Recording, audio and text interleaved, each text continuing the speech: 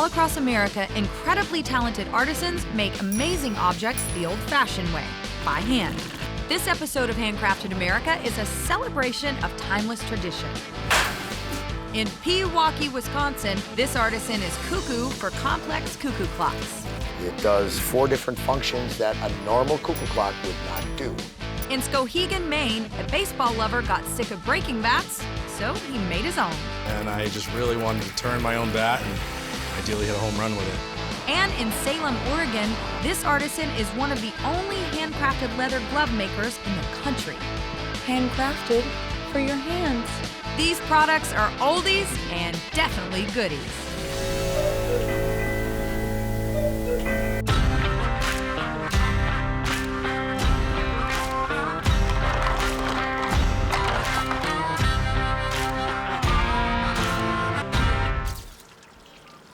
It's time to meet one of the best cuckoo clock makers in the United States.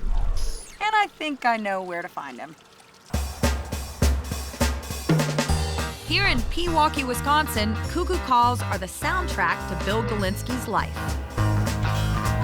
When I was a very young child, I got my first cuckoo clock at a rummage sale. Brought it home, and in that night, it was on the wall and it was running. That was my love of clocks. He has 20 cuckoo clocks in his home and hundreds he's working on in his workshop. He built a 14-foot cuckoo clock in his front yard. He also built his clock showroom that resembles a Swiss chalet when he was just 12 years old. At 6 years old, I got my first cuckoo clock.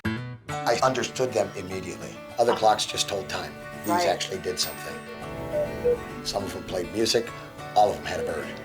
How long have you worked on these clocks? I've been selling my own lines of clocks for about 49 years. So I see sometimes they have 2 weights and sometimes they have 3. Why is it different between 2 weights and 3? What's the significance? 2-weight clock just has a cuckoo and tells time. Okay. A 3-weight clock has cuckoo, time, and music. My clocks have up to 5 weights. What all does that mean? For driving different animation, music on the quarter-hour chimes, anything I want to happen, I have power as a source to do it. We're going to be making one of my best-selling clocks. Okay. This is the late season, time of your life, duck hunting clock. What happens here? This is a variation of cuckoo clock that I make.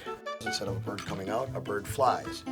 The duck comes up, the hunter turns, his gun comes up, he shoots the duck drops, and the bell goes off. Bill saws the wood pieces he'll use for the clock. Then he uses a hole saw, loaded in a drill press, to create the hole for the old-fashioned clock face. What kind of wood is this? This is just a rough sawn plywood to look like what most guys would use in a hunting blind or on a duck stand. And what kind of wood do you prefer to use in your cuckoo clocks? In my cuckoo clocks, I use all Wisconsin hardwoods that I cut, dry, saw, and that's the body of the clock. Bill paints the box with a base coat of a lighter color to blend the edges. And our top coat for color. And there's our weathered duck blind. Next, he mounts the old-fashioned cuckoo clock dial to the front of the box. Now what we're going to do is we're going to put the movement in.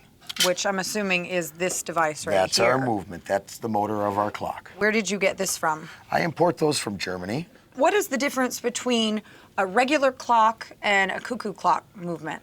A cuckoo clock has a pinwheel to the back so that it lifts 3 levers like this, one striking a bell and 2 of them opening and closing bellows that make the noise for a cuckoo clock.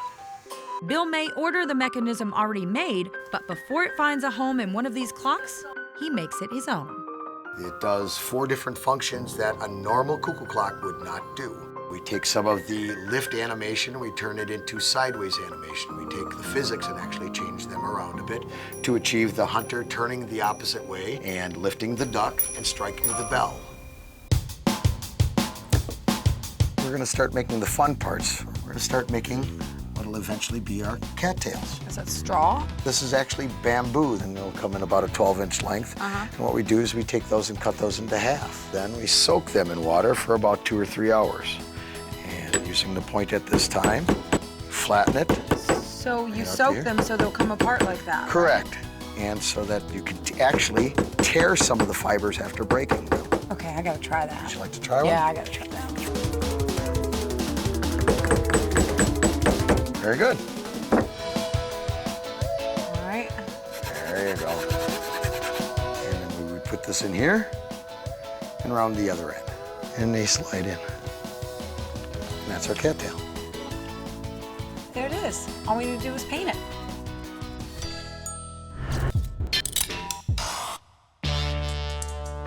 He's been making cuckoo clocks for 49 years, but that's nothing compared to how long his clocks last. There are some of my clocks that won't need their first rebuild for 300 years. That's a good use of time.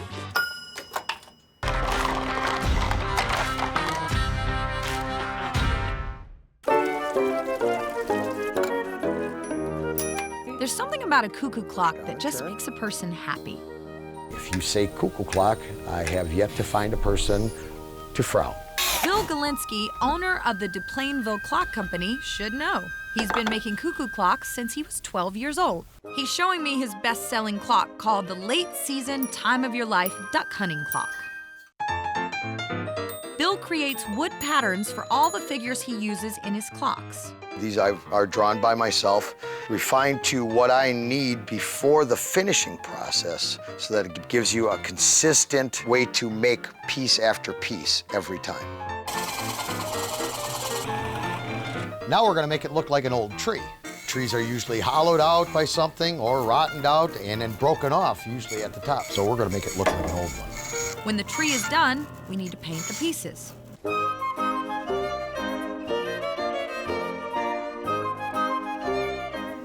There's my cattail. We're painting the hunter right now, Correct. right? He's All right. just a flat black. And what we need to do is make sure that he's sealed up before we assemble them because there's a hole that goes through. We need to make sure that that's swelled up enough. And then the rest is just making a ghost of him hiding in the shadows. Where do these Those go are on the the clock? pendulums. Those are the pendulum bobs. They hang on a stick on the bottom of the clock and actually Oh, make he the clock flies. hum. Ah. What's the most gratifying part of making a cuckoo clock for you? The person that gets that clock seeing it the first time. Bill's commitment to quality materials and craftsmanship ensures his clients will experience the joy of his clocks for a very long time.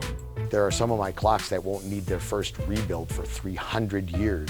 The figures are complete, and now we work on the motif. The sun is rising, the hunter is added to his shadowy hunting area, and Bill adds a wire for the duck lift. Those are mounted in from the inside with our hinges, and now that allows us to attach our tree. Through the bottom, we have a screw hole, and we line up where it's not in the way for the hunter.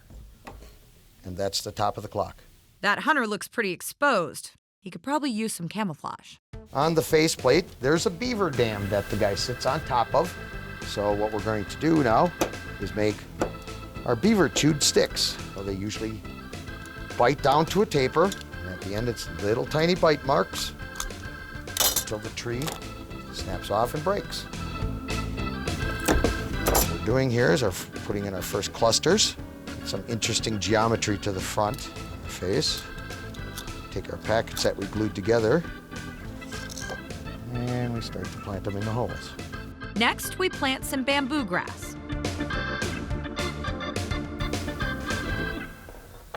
Although the faceplate is now complete, we can't attach it yet. We still have work to do on the inside of the clock. Though most cuckoo clocks have a bellows that make the cuckoo sound, the clock we're making strikes a bell instead. We'll need to attach wires from the mechanism to the bell to make it ring, and to the wood figures for the animation. The arms that now propel are the bottom one here, propels the duck.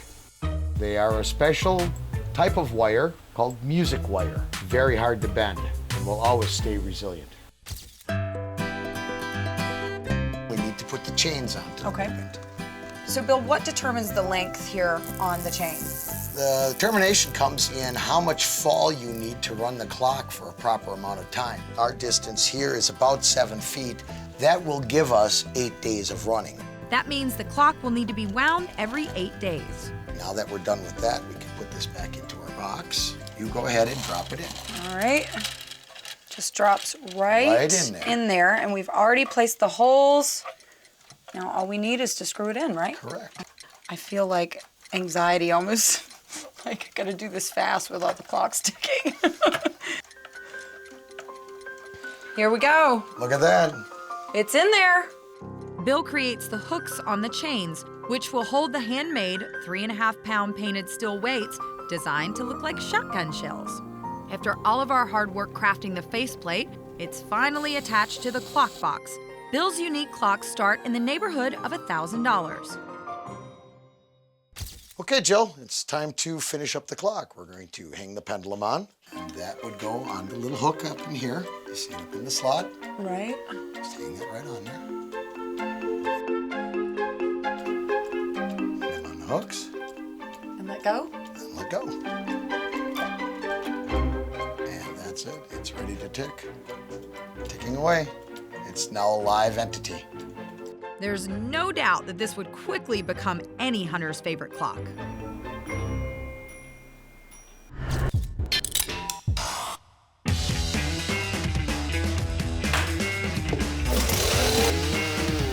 Talk about finding hidden treasure. Okay, we're gonna go find the bat inside this wood.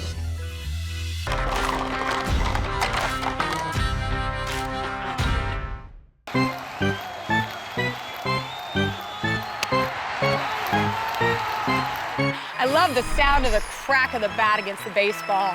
And with this slugger, you can't miss.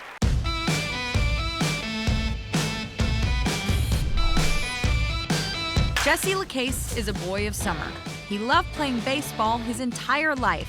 He got tired of breaking bats at the plate, so started making them himself. And he hit the ball out of the park. So much so that in 2012, Jesse and his company were officially recognized by the U.S. Congress for his commitment to quality and incredible success. In his shop in Skowhegan, Maine, Jesse turns native hardwood trees into custom bats for hitters of all ages.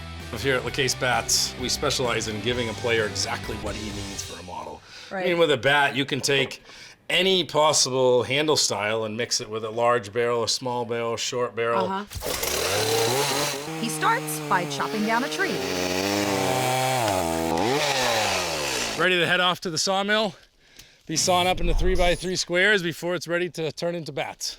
The logs are cut at the mill, and then they're dried in a kiln that Jesse made himself. It's based off a dehumidifier, fan, and a heat source that's circulating the air around the wood. It takes about 6 to 8 weeks. It's a slow dry process, which is preferred for baseball bats. Why New England wood for bats? Well, all bat wood comes out of New England, but the main reason for What do you that, mean all? pretty much all bat wood that the pros and amateurs are using all Really? around the world is coming from New England. New England's loaded with hardwoods, but also the climate that we have here is an extreme cold in the winter and extreme warm in the summer, which just makes trees harder. When did you make your first bat? 10 years ago this year, and I just really wanted to turn my own bat and ideally hit a home run with it. It took me 2.5 hours, I think, to turn the first bat. How long does it take you now? I can hand turn one in about 15 minutes. We need to find the center because we're gonna turn this thing. We're Okay. gonna pull the bat out of this. Like that. Same thing on the other end. Okay, we're gonna go find the bat inside this wood. Okay, Jesse, what is this thing? It's a roughing gouge, it's called, It's a roughing gouge. which is used to initially go from square to round. It's good for knocking the corners off. Next, Jesse measures the roughed out bat to 34 inches, and we use a parting tool to cut grooves into the ends. Now we just have the basic layout of our bat in between these 2 points. Then we switch over to, here is called a spindle gouge. It's similar to the roughing gouge, but made more for these tight areas. Jesse adjusts the barrel size to fit the player, so he'll keep turning the barrel to the proper measurements. If you were my customer, you would come over here and put your hands on here. You Okay. kind of give it that Let me just type. test give it a this try one out, here. right? Yeah. Oh, that is perfect. Perfect. Oh, for- yeah, Yeah. but it's a little prickly. You're gonna have to sand it then. Sanding. Put a little more pressure under there with your hand. Yeah. start to get hot after a while. When you sand wood on a lathe, you're sanding against the grain because your grains are going this way. So it's good to just... Jesse cuts the turned ends off of the bat before we move on.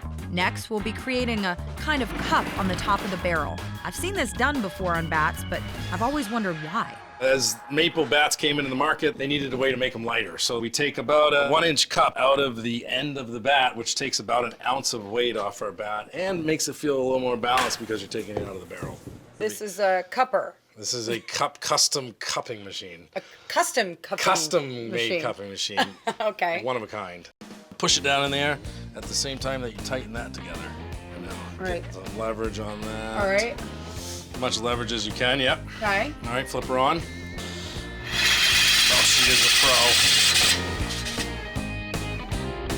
Jesse's bats start at $25 for a kid's first bat and go up to $75 for an adult bat with a custom logo. We're ready to put the case bat logo on. And then it would be ready for the painting room to put a clear coat over this. What are people saying about your bats? What's some of the feedback that you get? I'll get letters from dads. Hey, my kid just got a double or ripped a triple with your bat, and that is rewarding.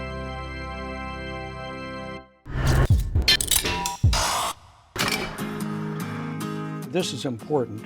This artisan thinks about his customers first and foremost. You do not want that in the finger itself. And he must do a lot of thinking because those everything gloves are prepared for anything.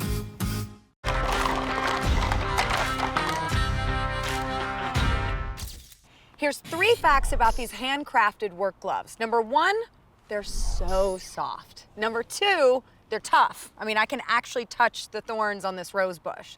And number 3, they're hand sewn by one of the last custom glove makers in America.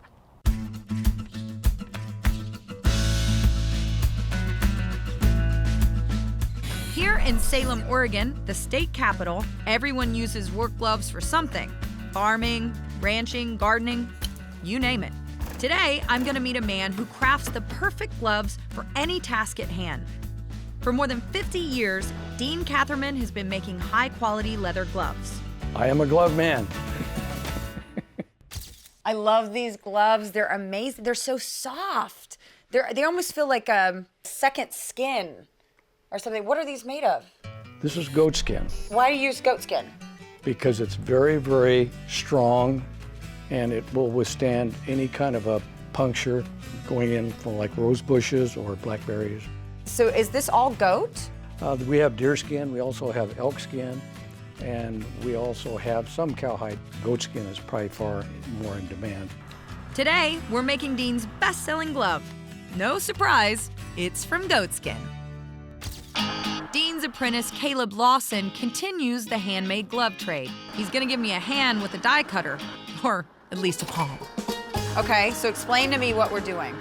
This is the palm, which you want to use mainly the middle of the back for, Okay. because that's the strongest part. You find out where you're going to cut it at. How old is this machine, Caleb? Older than me. Old. Well, that's not very old. Caleb cuts 12 individual pieces to make one pair of gloves. Each glove is carefully sewn together using 2 different machines, creating 2 very different types of stitching. This machine here does what we call a chain stitch. For a chain stitch, the needle presses through the leather, and as it lifts up, a looping hook grabs the thread, making a long loop. The next stitch passes through that loop and is pulled tight, interlocking the 2 stitches together. Is a chain stitch stronger? Yes, it is. You can see the difference between how much you can pull on that. You cannot break it. The other machine uses single stitch to sew the gloves together. Dean's favorite part of the job is creating custom-made gloves for people who have special needs. He makes gloves for people who have lost a finger but still work on machines, or those who wear out their gloves using wheelchairs. It's just a satisfaction of knowing that you've helped somebody that couldn't probably ever work without a glove. Joe, we're gonna turn these gloves now after they're sewn. All right. So we use this machine, it's called a turning machine, and we turn them back so we can press them. Oh, nice. Makes it a lot easier. These are heated at about 250 degrees. So they're you like don't touch. irons. They're irons, yeah, just like ironing a pair of pants. Talcum powder keeps the leather from sticking to the irons as the heat makes the fingers soft and straight. Even with this kind of attention to detail, Dean's gloves start at just $15 and go up to $60. This is important. You've got a seam here, so you tap that seam. You do not want that in the finger itself, the little finger. Then we go over to the form here and we put it on the form. And you can see how it fits. And we take the little comb and we comb that out. We turn it around and look at it. We straighten all the fingers out. We take and cross the thumb over to the palm and we take it off and we lightly pat it. We just made a pair of gloves. All right, try that on for quality. Fits like a glove. Dean, you said it, I didn't. Some things in life are nearly irrefutable.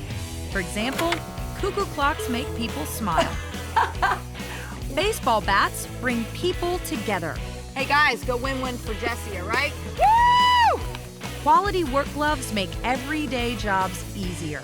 These artisans are doing their part to make sure the classics never go out of style.